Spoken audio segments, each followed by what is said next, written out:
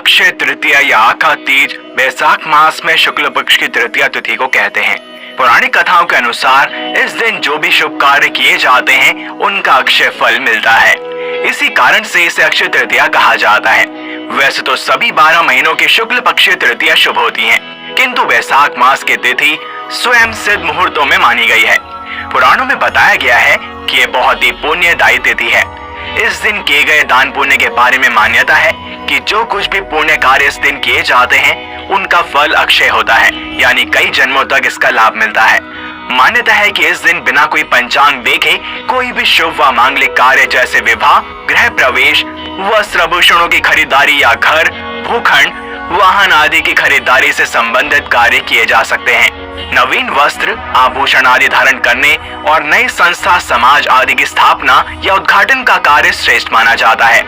लेकिन आप भी सोच रहे होंगे कि क्यों मनाई जाती है अक्षय तीज, और आज इस वीडियो में हम आपको इसी के बारे में बताएंगे और साथ ही यह भी बताएंगे कि इस दिन का इतना महत्व क्यों है। तो इसलिए वीडियो को एंड तक जरूर देखें और साथ ही चैनल को सब्सक्राइब और बेल आइकन को प्रेस करना ना भूलें और हमारे साथ बोलें जय सिया राम, जय जय सिया राम। अक्षय तृतीया की अनेक व्रत कथाएं प्रचलित हैं। ऐसी ही एक कथा के अनुसार प्राचीन काल में एक धर्मदास नामक वैश्य था। उसकी सदाचार, देव और ब्राह्मणों के प्रति काफी श्रद्धा थी। इस व्रत के महात्म्य को सुनने के पश्चात उसने इस पर्व के आने पर गंगा में स्नान करके विधि पूर्वक देवी देवताओं की पूजा की। व्रत के दिन स्वर्ण वस्त्र तथा दिव्य वस्तुएं ब्राह्मणों को दान में दी। अनेक रोगों से ग्रस्त तथा वृद्ध होने के बावजूद भी उसने उपवास करके धर्म, कर्म और दान पुण्य किया। यही वैश्य दूसरे जन्म में कुशावती का राजा बना। कहते हैं कि अक्षय तृतीया के दिन किए गए दान व पूजन के कारण वह बहुत धनी प्रतापी बन गया। वह इतना धनी और प्रतापी राजा था कि त्रिदेव तक उसके दरबार में अक्षय तृतीया के दिन ब्राह्मण का वेश धारण कर उसके महायज्ञ में शामिल हुए थे।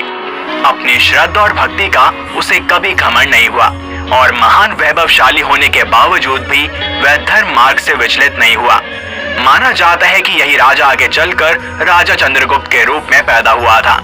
स्कंद पुराण और भविष्य पुराण में उल्लेख है कि वैशाख शुक्ल पक्ष की तृतीया को रेणुका के गर्भ से भगवान विष्णु ने परशुराम रूप में जन्म लिया था। कोंकण और चिपलून के परशुराम मंदिरों में इस तिथि को परशुराम जन्मोत्सव बड़ी धूमधाम से मनाया जाता है। साथ ही दक्षिण भारत में भगवान परशुराम के जन्मोत्सव को विशेष महत्व दिया जाता है। परशुराम जन्मोत्सव होने के कारण इस तिथि में भगवान परशुराम के आविर्भाव की कथा भी सुनाई जाती है। इस दिन भगवान परशुराम जी की पूजा करके उन्हें अर्घ देने का बड़ा महात्म्य माना गया है। सौभाग्यवती स्त्रियां और कुंवारी कन्याएं इस दिन गौरी पूजा करके मिठाई, फल और भीगे हुए चने बांटती हैं। गौरी पार्वती की पूजा करके धातु या मिट्टी के कलश में जल, फल, फूल, तिल, अन्न आदि लेकर दान करती हैं। मान्यता है कि इसी दिन जन्म से ब्राह्मण और कर्म से क्षत्रिय भृगुवंशी परशुराम का जन्म हुआ था। इस कथा के अनुसार परशुराम की माता और विश्वामित्र की माता के पूजन के पश्चात प्रसाद देते समय ऋषि ने प्रसाद बदलकर दे दिया था, जिसके प्रभाव से परशुराम ब्राह्मण होते हुए भी क्षत्रिय स्वभाव के थे और क्षत्रिय होने के बाद भी विश्वामित्र ब्रह्म ऋषि कहलाए।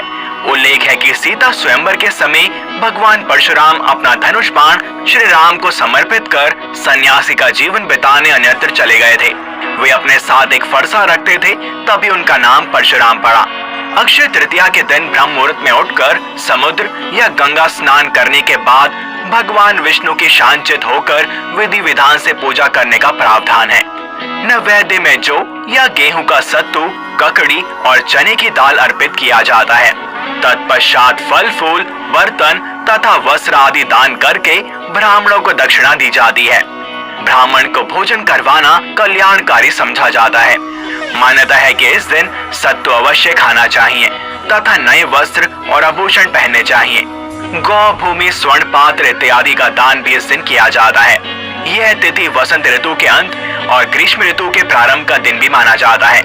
इसलिए अक्षय तृतीया के दिन जल से भरे घड़े, कुल्हड़, सकोरे, पंखे, खड़ाऊ, छाता, चावल, नमक, घी, खरबूजा, ककड़ी, चीनी, साग, इमली, सत्तू आदि गर्मी में लाभकारी वस्तुओं का दान पुण्यकारी माना गया है।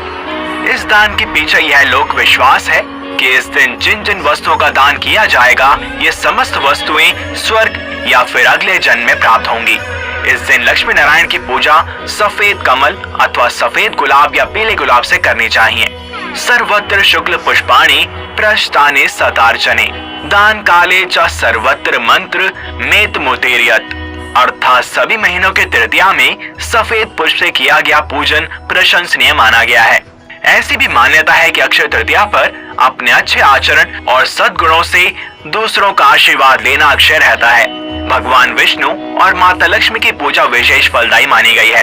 इस दिन किया गया आचरण और सत्कर्म अक्षय रहता है। भविष्य पुराण के अनुसार इस तिथि की युगादि तिथियों में गणना होती है। सतयुग और त्रेता युग का प्रारंभ इसी तिथि से हुआ है। भगवान विष्णु के नर नारायण हैग्रीव और परशुराम जी का अवतरण भी इसी तिथि को हुआ था। ब्रह्मा जी के पुत्र अक्षय कुमार का आविर्भाव भी इसी दिन हुआ था। इस दिन श्री बद्रीनाथ जी की प्रतिमा स्थापित कर पूजा की जाती है और श्री लक्ष्मी नारायण के दर्शन किए जाते हैं। प्रसिद्ध तीर्थ स्थल बद्री नारायण के कपाट भी इसी तिथि से पुनः खुलते हैं। वृंदावन स्थित श्री बांके बिहारी जी के मंदिर भी केवल इसी दिन श्री विग्रह के चरण दर्शन होते हैं, अन्यथा वे पूरे वर्ष वस्त्रों से ढके रहते हैं। जीएम हिंगे के अनुसार तृतीया 41 घटी 21 पल होती है तथा धर्म सिंधु एवं निर्णय सिंधु ग्रंथ के अनुसार अक्षय तृतीया 6 घंटे से अधिक होनी चाहिए। पद्म पुराण के अनुसार इस तृतीया को अपराह्न व्यापिनी मानना चाहिए। इसी दिन महाभारत का युद्ध समाप्त हुआ था और द्वापर युग का समापन भी इसी दिन हुआ था। ऐसी मान्यता है कि इस दिन से प्रारंभ किए गए कार्य अथवा इस दिन किए गए दान कभी भी क्षय नहीं होते।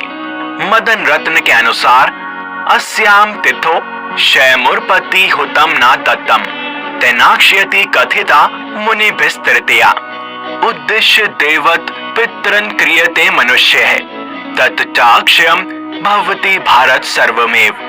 अक्षय तृतीया के दिन शुभ कार्य करने का विशेष महत्व है। अक्षय तृतीया के दिन कम से कम एक गरीब को अपने घर बुलाकर सत्कार पूर्वक उसे भोजन अवश्य कराना चाहिए। गृहस्थ लोगों के लिए ऐसा करना जरूरी बताया गया है। मान्यता है कि ऐसा करने से उनके घर में धन धान्य से अक्षय बढ़ोतरी होती है। अक्षय तृतीया के पावन अवसर पर हमें धार्मिक कार्यों के लिए अपने कमाई का कुछ हिस्सा दान करना चाहिए। ऐसा करने से हमारी धन संपदा में कई गुना वृद्धि होती है। तो ये थी कथा अक्षय तृतीया की। आपको इसके बारे में जानकर कैसा लगा हमें कमेंट सेक्शन में जरूर बताएं। और अगर आपको ये वीडियो पसंद आई हो तो इसे लाइक करें और अन्य भक्तों के साथ शेयर करें। साथ ही चैनल को सब्सक्राइब और बेल आइकन को प्रेस करना ना भूलें। मिलते हैं आपसे अगली वीडियो में और भी अद्भुत विषयों के साथ। तब तक के लिए हरिओम।